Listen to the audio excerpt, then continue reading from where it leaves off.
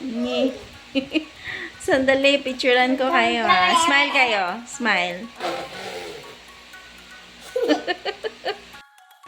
Hello there guys! Welcome again to Sharkowski TV. And today, gagawa tayo ng DIY t-shirt decorations. So, napaka-cheap ng mga materials natin.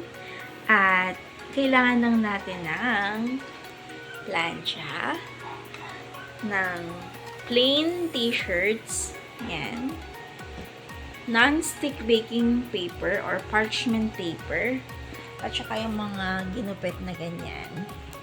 So, ito yung sample ng ginawa ko. At gagawin ko pa. Wait.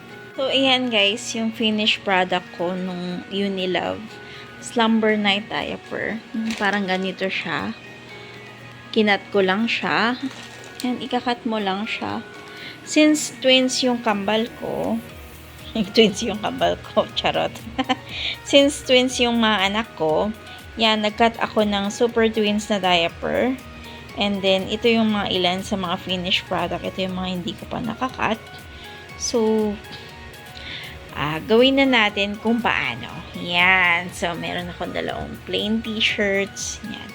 At ang kinaganda guys dito sa wrapper ni Unilove, bukod sa maganda na siya at quality, maganda yung mismong wrapper niya kasi matibay. Kahit nababad siya sa Zonrox yung tela kasi nagkaman siya, hindi siya natuklap-tuklap. Ewan ko lang dito sa Super Twins. Itong Super Twins, maganda din yung quality niya pang daytime diaper ko. At pang nighttime ko itong Unilove. Yan, magagandang mga diapers. Yan, so, without further ado, let's go! So, ayan guys. Ikakat lang natin siya.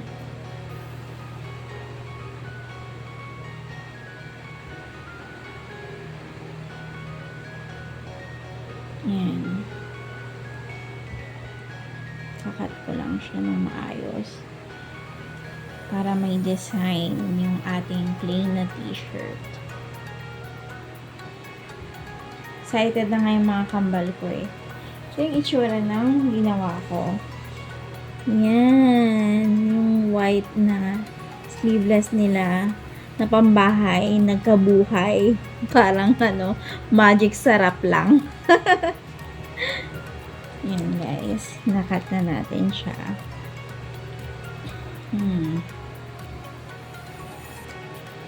Kailangan maging creative tayong mga nanay, 'di ba?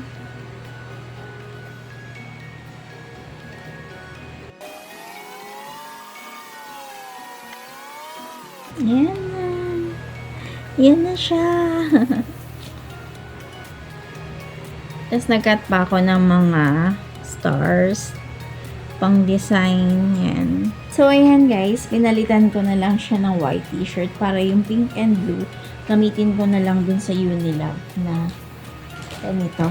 Para mas matibay yung pinaka-wrapper niya. Magtagal. So, yan. Pinasok ko siya sa kahit na notebook lang na malaki. Para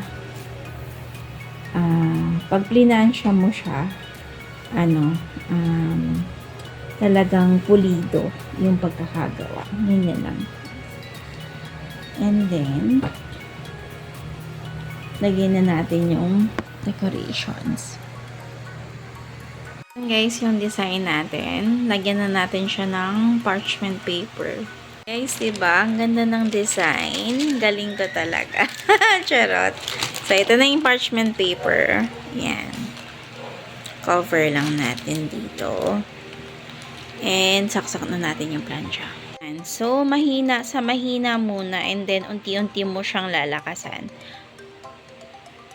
Siguro mga 2 minutes or 1 minute. Depende kung kumapit na talaga. I-double check nyo guys bago nyo siya tanggalin sa pagkakaplansya. Guys, na-plansya ko na siya.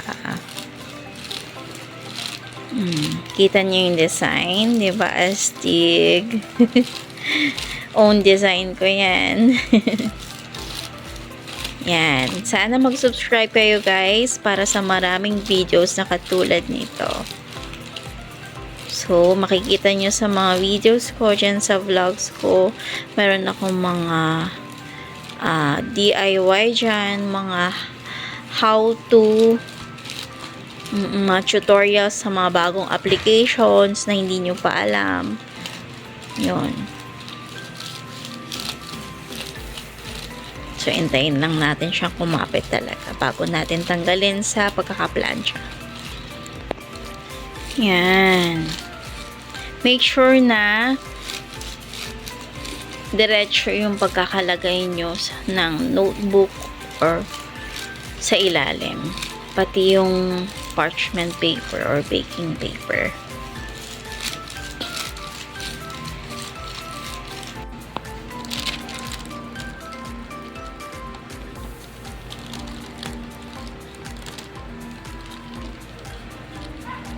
Ayan guys, yan na yung ating nagawa. So ito medyo dumikit to sa parchment paper, so medyo inangat ko siya ng konti, tapos nilagay ko ulit yung parchment paper, tapos plinansya ko ulit siya, kaya siya nagkaganyan.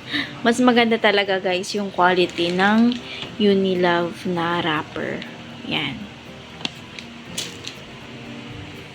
Ayan na guys, dinedecorate ko na yung yan.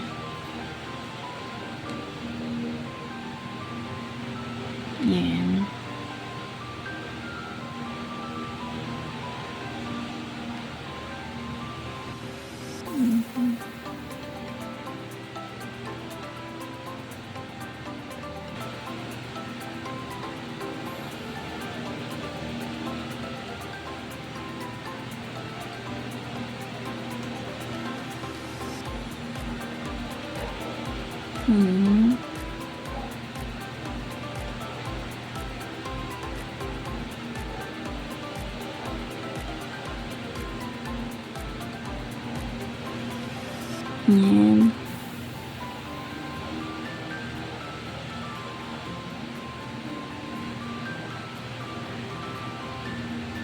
Tapos yung baby sa baba. Yan. Okay na yan. Parang ganito sa kabila.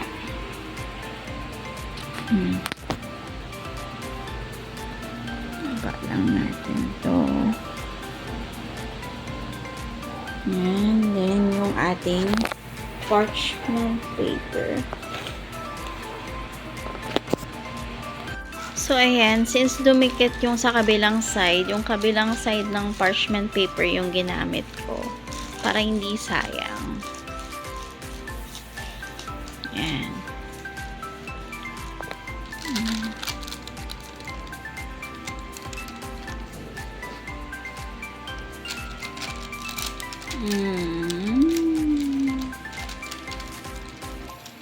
Yan na siya.